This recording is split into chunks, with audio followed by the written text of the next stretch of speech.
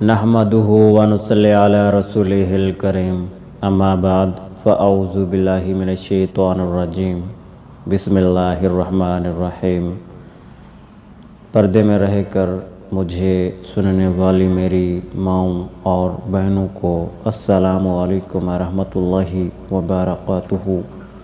امید کرتا ہوں کہ آپ تمام احباب اللہ تعالیٰ کی رحمت سے ٹھیک ٹھاک ہوں گے۔ ہماری دعا ہے کہ اللہ تعالیٰ ہم تمام مسلمانوں کو اپنے والدین کی، اپنے ماں باپ کی عزت کرنے کی توفیق عطا فرمائے، آمین۔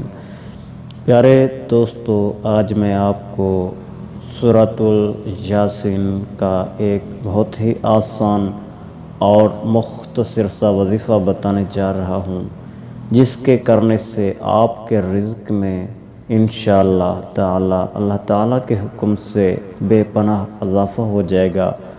تو چلتے ہیں اپنے اس عمل کی طرف۔ رزق میں اضافہ: ہر روز نماز عشاء کے بعد 3 بار سورہ یاسین اس طرح پڑھے کہ اول و آخر 7 بار درود شریف پڑھے۔